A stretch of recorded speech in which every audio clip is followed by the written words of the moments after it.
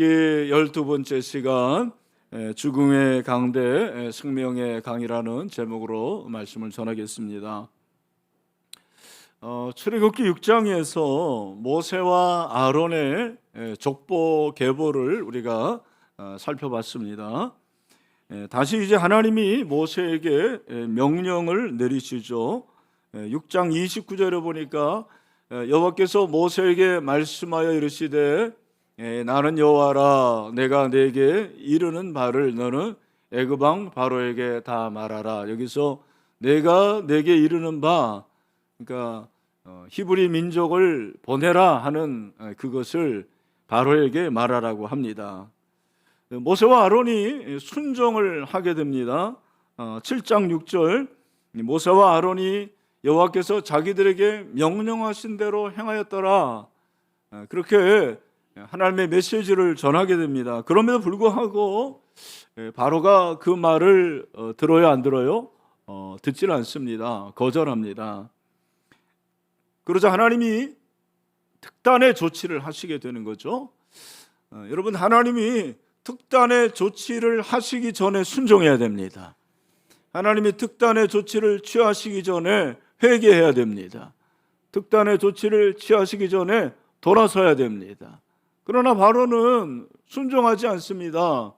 돌아서지 않습니다. 그러니까 하나님께서 특단의 조치를 진짜로 행하시는데 그것이 바로 10가지 재앙입니다. 여러분 10가지 재앙을 아시죠? 한번 암송을 하겠습니다. 앞자만 따서 피계이파악, 그 다음에 독우매흑장이에요. 10가지 알겠죠? 네, 뭐라고요? 피계이파악, 그 다음에 도구매흑장. 피는 알테고, 개는 뭐예요? 개구리. 이는 이예요. 그 다음에 파는 파리. 악은 순악질이다. 그 악질이 아니고 이건 가축의 전염병을 악질이라고 그래요. 개역 성경에는 악질로 나와 있어요. 그리고 독은 뭐예요? 독종, 전염병을 말하는 거고, 우는 우박, 또 매는 메뚜기, 흑은 흑암, 흑암이고, 장은 장자. 그래서 10가지를 재앙으로 그렇게 내리십니다. 자, 우리 한번 해볼까요? 뭐죠? 피계, 이파악, 독우, 매흑, 장. 이렇게 10가지 재앙을 내리시는데 이 기간이 한 1년 정도 된다고 학자들이 말을 하고 있습니다. 그래서 그 10가지 재앙을 내리시는데 10가지 재앙의 첫 번째 재앙은 나일강을 피로 만드시는 재앙이 바로 첫 번째 재앙입니다. 14절에 보니까 뭐라고 그랬습니까? 같이 한번 읽겠습니다. 시작. 여호와께서 모세에게 이르시되 아로의 마음이 완강하여 백성 보내기를 거절하는도다. 네, 여기 보니까 바로의 마음이 완강했다고 했는데 이 완강하다라는 이 단어가 무겁다라는 거예요. 무겁다. 또 우둔하다. 그런 의미가 있습니다. 바로의 마음이 완강했다라는 것은 바로가 영적으로 우둔했다라는 거고요. 그래서 그의 마음이 납덩이처럼 그렇게 단단하다. 그걸 말하고 있습니다. 영적인 상태를 얘기를 합니다. 하나님께서 아침에 이제 바로가 나올 것이고 모세로 하여금 바로를 만나라고 말씀을 하시거든요. 만나서 무슨 얘기 했겠어요? 똑같은 말씀이에요. 내 백성을 보내라. 만약에 그렇지 않으면 나일강이 피가 될 것이고 물고기가 다 죽고 악취가 나게 될 것이다 라고 하나님께서 말씀을 하신 것을 그대로 전해요. 이것은 모세의 메시지가 아니고 누구의 메시지겠습니까? 하나님의 메시지죠. 하나님께서 말씀하신 것을 그대로 전달할 뿐이에요. 모세는 메신저가 되는 거죠. 하지만 바로는 모세의 말을 듣지 않죠.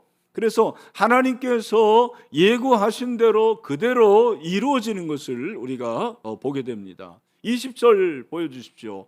모세와 아론이 여호와께서 명령하신 대로 행하여 바로와 그의 신하의 목전에서 지팡이를 들어 나일강을 치니 그 물이 다 뭐로? 피로 변하고 21절 나일강의 고기가 죽고 그 물에서는 악취가 나니 애굽 사람들은 나일강 물을 마시지 못하며 애굽 온 땅에는 피가 있으나 그렇게 말씀하고 있습니다. 나일강 물이 피로 변하는 거예요. 나일강은 애굽 사람들에게, 이집트 사람들에게는 생명의 젖줄과 같았습니다. 생수의 강, 생명의 강이었는데 그 강이 뭘로 변한다라는 거예요? 죽음의 강으로 변할 것이라고 말씀하십니다. 당장 마실 물이 없어지는 거예요. 여러분 한번 상상을 해보십시오. 우리 대한민국 수도 서울의 젖줄이 어떤 강입니까? 한강이에요. 여러분은 한강을 지나면서 감사해 본 적이 있으세요? 예, 저는 한강을 이렇게 운전하면서 한강을 보면서 너무너무 마음이, 저는 강을 좋아해요. 네, 너무너무 아름답고, 야, 이 수도 한복판에 이렇게 서울의 젖줄인 한강이 흐르는 것이 얼마나 감사할 일인가. 너무너무 마음이 좋아요. 근데 어느 날 제가 아침에 일어나 봤더니 한강이 다 피바다가 된 거예요. 피물이 된 거예요.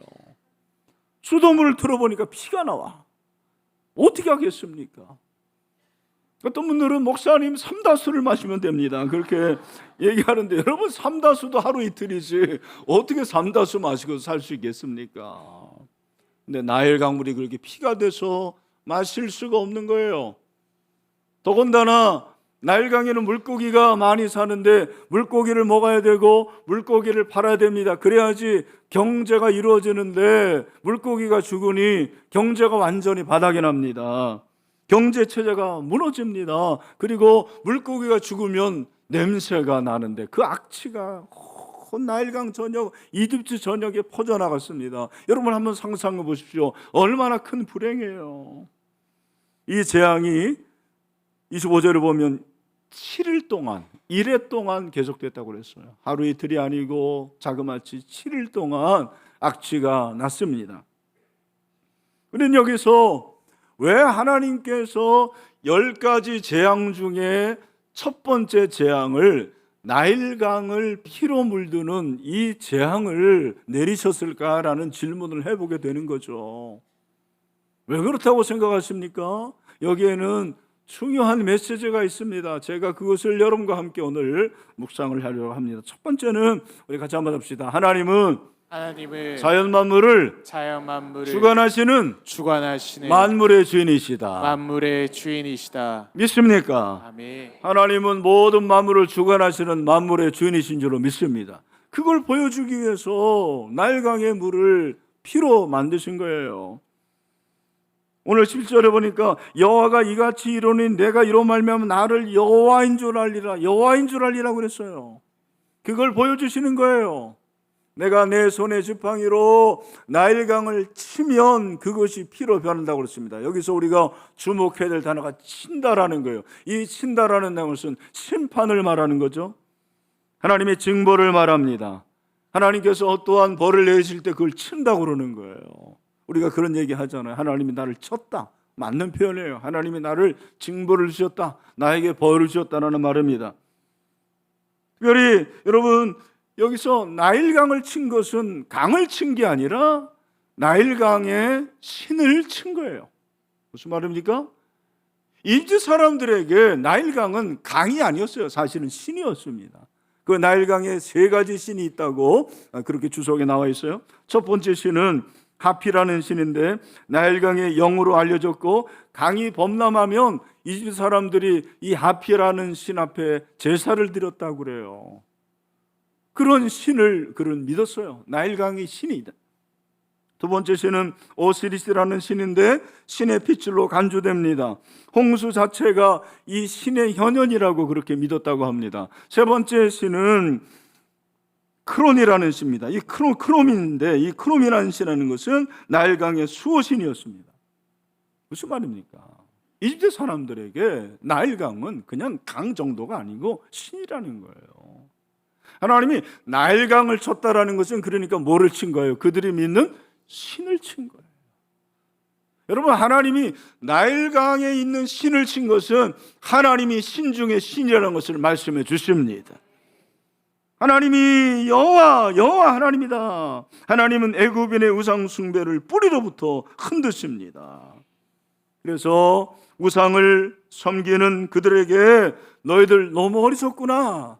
너희들이 믿는 신은 진짜 신이 아니다. 하나님이 진짜 신이다. 여호와라는 것을 말씀해 주십니다. 하나님 모든 만물의 주인이신 줄로 믿습니다. 그래서 17절에서 내가 이로 말미암아 나를 여호와인 줄 알리라. 우리가 계속해서 출애굽기에서 여호와라는 단어를 배우고 있습니다. 여호와라는 이름의 뜻이 뭐예요? 다 같이 시작. 언약을 성취하시는 구원의 하나님. 여호와의 뜻이 뭐라고 그랬어요? 언약을 성취하시는 구원의 하나님. 우리 옆에 있는 분들 한번 해보세요. 한번 다 같이 이거 같이. 자, 여호와가 누구예요? 네, 오늘 비전홀에 진짜 많은 분들이 오셨네. 자, 비전에 있는 분들 한번 해보시기 바랍니다. 시작. 여호와는 어떤 분이라고요? 언약을 성취하시는 구원의 하나님. 네. 이 비전홀에 있는 분들은 말을 잘 안 들어요, 보니까. 네, 내가 직접 안 봐서 그런데. 자, 여호와가 어떤 분이라고요? 언약을 성취하시는 구원의 하나님이라. 그걸 보여주는 거예요. 여러분, 하나님은 만왕의 왕이십니다. 신들의 신입니다. 그죠? 그래서 신명기 10장 14절에서 뭐라고 그랬어요? 하늘과 모든 하늘의 하늘. 와우. 하늘의 하늘. 그죠? 그 위에 만물은 본래 내 하나님 여호와께 속한 것이로다. 아멘. 여러분, 하나님을 믿으시길 바랍니다. 만물의 주인이십니다. 그냥 입으로만이 아니고 우리의 삶으로 하나님이 만물의 주인임을 고백하게 되기를 소망합니다. 특별히 하나님이 첫 번째 재앙을 나일강을 피로 물들게 하신 또 다른 그런 의미가 있어요. 그게 뭐냐면, 여러분, 모세가 태어났을 때 어떤 일이 일어납니까? 바로가 모든 아들은 어디에 버리라고 해요? 나일강에 버리라고 해요. 1장 22절이죠. 그러므로 바로가 그의 모든 백성에게 명령하여 이르되 아들이 태어나거든 너희는 그를 나일강에 던지고 딸이거든 살려두라 하였다나. 상상해 보세요.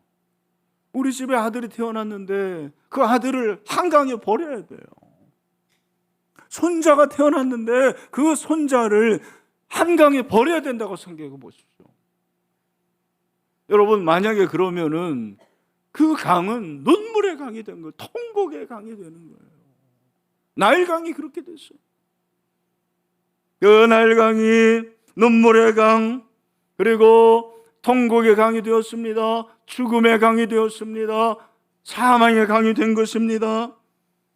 그런데 하나님께서 나일강을 치신 것은 그렇게 만든 장본인 바로를 치는 거예요. 나일강의 신을 섬기는 그들을 치는 것뿐만 아니라 바로를 치는 거죠. 바로는 이 세상의 권력을 말합니다. 이스라엘 백성을 억압하는 세상의 권력을 향한 하나님의 저주와 심판의 시작이 바로 나일강을 피로 물든 사건이었습니다. 그래서 하나님은 애굽의 세상적 생명과 이 풍요는 하나님의 심판 앞에서 여지없이 무너지는 것을 보여주시는 거예요. 그래서 이 심판은 하나님이 심판하신 거죠. 하나님의 뜻이 거기에 있었습니다. 하나님은 첫 번째 재앙을 통해서 세상을 다스리는 것은 인간 바로가 아니라 하나님임을 보여주십니다. 세상의 권력보다 위에 계신 하나님의 권세와 권력을 말씀해 주십니다. 여러분, 모든 것은 하나님께로부터 나오는 줄로 믿습니다. 로마서 11장 36절이 우리에게 말해주죠. 이는 만물이 누구에게서? 주에게서 나오고 주로 말미암고 주에게로 돌아갑니다. 그에게 영광이 세세에 있을지어다. 아멘. 여러분, 그러므로 우리는 하나님을 찬양합시다. 하나님을 예배합시다. 하나님께 감사합시다. 만물의 주인이 하나님이기 때문에 내가 살고 죽는 것은 하나님의 손에 달려 있습니다. 로마서 14장 8절 말씀 다 같이 읽어봐요. 시작. 우리가 살아도 주를 위하여 살고 죽어도 주를 위하여 죽나니 그러므로 사나 죽으나 우리가 주의 것이로다. 아멘. 여러분, 우리의 생명은 하나님께 달려 있습니다. 하나님이 살려주시면 삽니다. 하나님이 죽으면 죽는 거예요. 여러분, 하나님께 맡깁니다. 하나님께 모든 걸 의지합니다. 지난 18일 날에 우리 교계의 어른 고 이민식 목사님이 소천을 하셨습니다. 목사님이 그 노량진 교회 원로 목사님이었는데, 여러분 한강대교 이렇게 건너기 전에 오른쪽에 교회 보이죠? 그 노량진 교회 원로 목사님 32년 동안 목회를 하셨습니다. 교단은 다르지만 통합의 총회장이었고 그 아들도 총회장이 됐어요. 이런 경우가 굉장히 드물죠. 4대가 다 목사 집안입니다. 근데 그 목사님이 목사의 목사라고 그렇게 별명을 가지고 있는데, 평상시에 그분이 하시던 설교가 뭐였냐면, 오늘의 인생들은 욕심이라고 하는 쓸개탄 포도주를 계속 마시면서 세상을 온통 피투성이로 만들고 있다, 그렇게 얘기합니다. 이것이 우리 인생들의 살아가는 생활의 현 주소요 실상이라고 그렇게 설교를 했어요. 만물의 주인이 하나님이신데 우리는 너무너무 욕심이 많아요. 탐욕으로 가득 돼 있습니다. 하나님 만물의 주인이신데 내 안에 너무너무 정욕이 많고 더러운 것들이 많습니다. 미움과 시기와 질투와 증오, 그리고 비교, 열등감, 패배주의, 이런 것들이 얼마나 가득한지 모릅니다. 주님께서 우리의 모든 것들을 치료해 주시기를 소망합니다. 하나님 물을 치셨어요. 물이 상전권의 첫 번째 하나님. 우리가 이렇게 마시는 물, 내가 마시는 물, 이거 하나님의 은혜인 줄로 믿습니다. 일반은 종이 하나님의 은혜예요. 감사합시다. 늘 소중히 여기고 감사하고, 그리고 환경보호도 잘해야 돼. 사실은 우리가 하나님께서 이런 것을 가르쳐 주기 위해서 날강을 피로 물들게 하신 거죠. 사랑하는 우리 주일교회 성도 여러분, 우리는 늘 기뻐하고 감사하는 삶이 되기를 소망합니다. 데살로니가서 5장 16절부터 18절 다 같이 읽어봐요. 시작. 항상 기뻐하라, 쉬지 말고 기도하라, 범사에 감사하라. 이것이 그리스도 예수 안에서 너희를 향하신 하나님의 뜻이니라. 아멘. 할렐루야. 하나님은 만물의 주인이심을 믿습니다. 두 번째, 왜 나일강을 피로 물든 재앙을 내리셨냐면, 다 같이 하나님은 죽음의 강을 생명의 강도로 만드시는 분이시다. 생명의 강으로 만드시는 분이시다. 여러분, 오늘 본문을 보면서 저는 진짜 생명이 무엇인지를 생각해 보았습니다. 애굽 사람들이 생명을 누리고 있었습니다. 그리고 나일강은 생수의 강, 생명의 강으로 그렇게 알았습니다. 그 나일강을 통해서 풍요를 경험했고 그들이 풍작을 경험했습니다. 그러니까 그들은 나는 생명을 가지고 있다라고 착각하고 있었어요. 나일강이 생명의 강처럼 그렇게 여겨졌습니다. 그러나 그 나일강은 생명의 강이 아니었습니다. 하나님이 손대시자 그 생명의 강이 죽음의 강이 되었습니다. 당장 마실 물이 없었습니다. 그래서 그들은 마실 물을 구해야만 했습니다. 24절을 보니까 애굽 사람들은 나일강 물을 마실 수 없으므로 나일강가를 두루 파서 마실 물을 구하였더라. 여러분, 인간에게 진정한 생명을 주는 것이 무엇입니까? 여러분에게 진정한 생명을 주는 것이 뭐라고 생각하십니까? 우리는 착각하고 있어요. 내가 생명처럼 여기는 것이 영원하리라고 착각해요. 그것이 전부라고 생각해요. 여러분, 그것이 진짜입니까? 진짜 생명을 줍니까? 내가 그렇게 귀하게 여기는 건강, 그 건강이 여러분에게 생명을 줍니까? 그 자식을 생명처럼 여기는데 그 자식이 진짜 생명과 같습니까? 우리가 물질을 귀하게 여기고 돈을 생명처럼 여기는데 그 돈이 진짜 나에게 생명을 줍니까? 나에게 잠시 즐거움과 편안함을 줄 수 있지만 그것은 생명을 줄 수는 없지 않습니까? 우리 다 착각하고 있는 거예요. 그러면서 우리는 생명의 강에 산다고 생각해요. 이 세상은 생명의 강이 될 수가 없습니다. 영원한 저 천국이 생명의 강임을 믿으시길 바랍니다. 그래서 예수님께서는 소출을 많이 거두고 창고를 많이 쌓아야 되겠다라는 그 어리석은 부자에게 말씀하십니다. 누가복음 12장 6절 하나님은 이르시되 어리석은 자여 오늘 밤에 내 영혼을 도로 찾으리니 그러면 내 준비한 것이 누구의 것이 되겠느냐 하셨으니 이 세상에는 생명과 유사한 것이 너무 많아요. 유사품이 참 많습니다. 세상 사람들도 자기가 생명을 줄 수 있다고 생각을 해요. 그렇지 않아요. 오늘 이 본문을 보면 모세가 나일강을 그렇게 피로 물드는데 요술사들도 그렇게 만들어요. 22절 애굽 요술사도 자기들의 요술로 그와 같이 행함으로 바로의 마음이 완악하여 그들의 말을 듣지 아니하니 여호와의 말씀과 같더라. 요술사들도 만드니까 바로의 마음이 더 완강해져서 모세의 말을 듣지 않습니다. 여러분 오늘날 기독교가 생명을 주는 것 같이 그렇게 느껴지는 사람이 있어요. 그러나 기독교가 생명을 주는 것인데 기독교가 편안함을 주고 부요를 주고 나에게 성공을 주는 그러한 종교로 생각하는 사람들은 기독교 말고도 얼마든지 그렇게 나를 만드는 종교가 있다고 생각하는 거예요. 여러분 그게 이단 아닙니까? 그게 이단이죠. 그게 사입이에요. 요즘에 우리 대한민국에서 제일 잘 나가는 종교가 여러분 어머니 교회예요. 어머니 교회 들어보셨죠? 어머니 교회 안산홍 하나님 어머니를 믿는다라는 거예요. 신자가 150만 명이래요. 전 세계에 150만 명이 다 있다라는 거예요. 몇 년 전에 그 월간 중앙에서 특집판이 나와서 그러나 그랬는데 최근에는 월간 조선에서 특집판이 나왔더라고요. 돈 많은 거예요. 돈 주면 다 내줍니다. 가짜예요, 가짜. 유사품입니다. 우리가 살고 있는 이 세상은 마치 모세 당시 이집트처럼 모든 것이 풍요하게 사는 그런 세상 아닙니까? 그러니까 우리도 내가 지금 생명의 강에 살고 있구나, 내가 생명을 누리고 있구나라고 그렇게 착각하며 살고 있지 않습니까? 그러나 저마다 많은 사람들이 목말라 하고 있습니다. 영적으로 갈증을 호소하고 있습니다.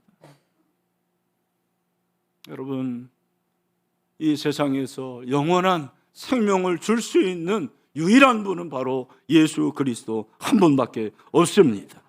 예수님은 생수의 강을 주시겠다고 약속해 주셨습니다.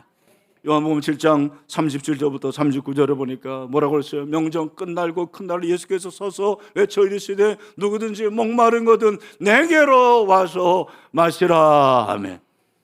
뭐라고 그랬습니까? 39절에 이는 그를 믿는 자들이 받을 성령을 가르쳐 말씀하신 것이라. 여러분 예수님께서 우리에게 성령을 부어 주십니다. 그를 믿는 자는 영생을 얻고 생명을 얻고 성령을 얻게 될 줄로 믿습니다. 오늘 이 시간 성령을 받으시기를 바랍니다. 생수의 강이 넘치기를 원합니다. 죽음과 같은 이 세상을 생명의 강으로 변화시킬 수 있는 유일한 분은 예수 그리스도밖에 없습니다. 예수님만이 우리에게 생명을 줄 수 있는 유일한 분임을 믿으시기를 바랍니다. 여러분 생명이 어디에 있습니까? 여러분 생명이 어디 있어요?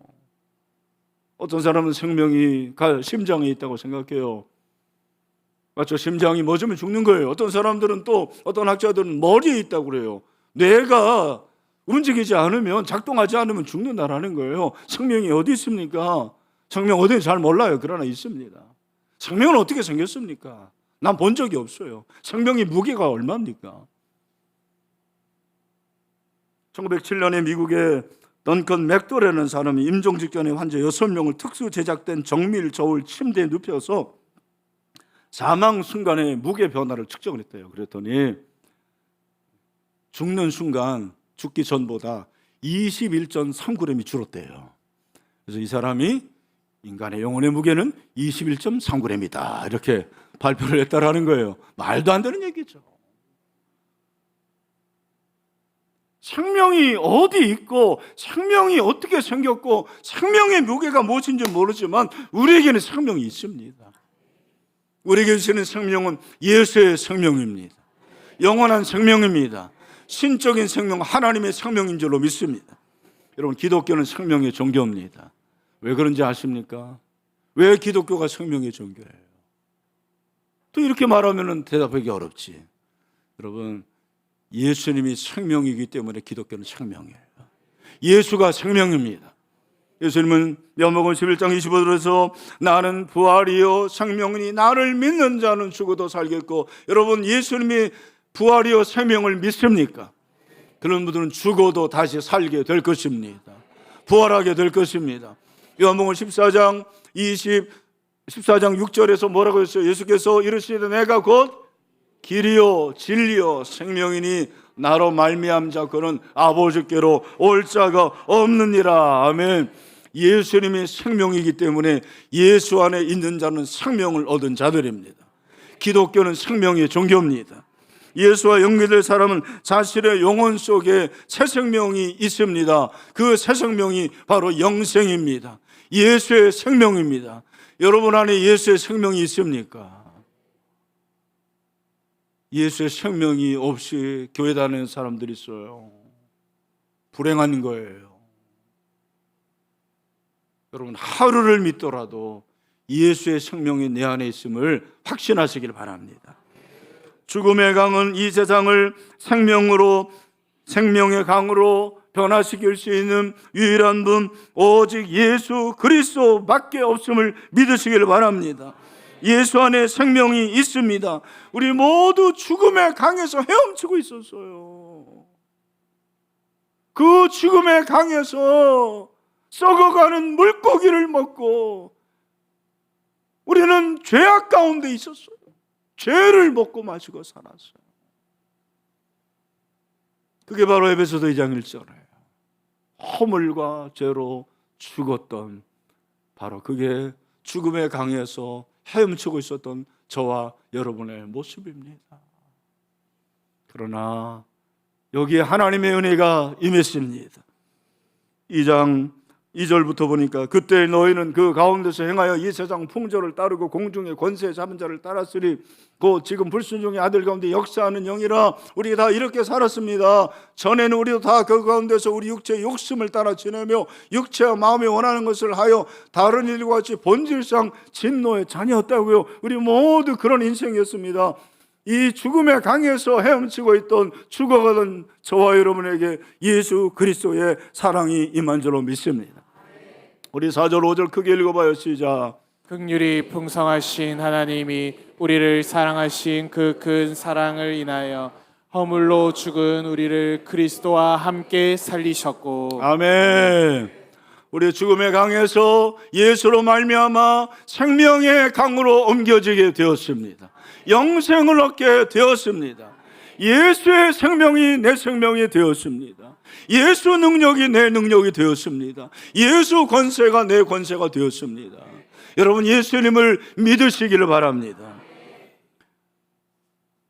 저는 2010년에 고카노 목사님이 소선하시고 발인 예배 가운데서 정말 그 권사님들 포에버 합창단이었는데 그 찬양을 지금도 잊을 수가 없어요.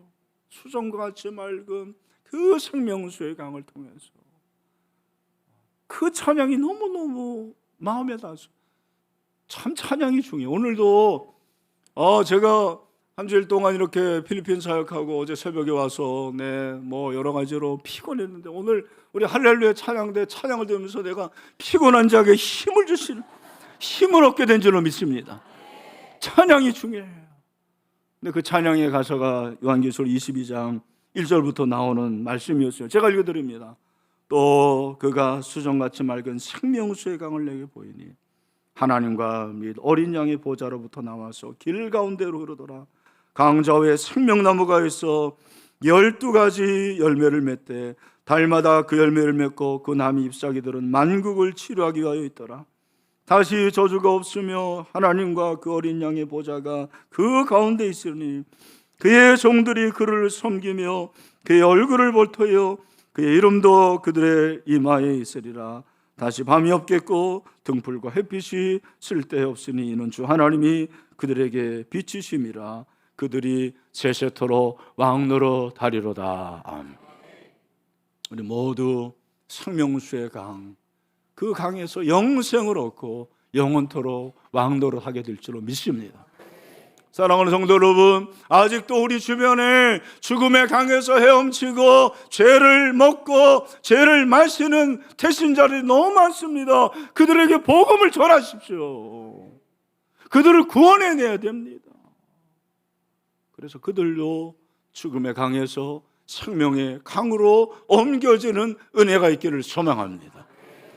우리 사랑하는 신의 성도 모두 죽음의 강을 건너서 저 생명의 강으로 가고 그 생명의 강에서 하나님이 약속하신 영생을 통해서 천국의 기쁨을 영원토록 누릴 수 있는 그런 하나님의 사람들 되시기를 주님의 이름으로 축원합니다. 축원합니다.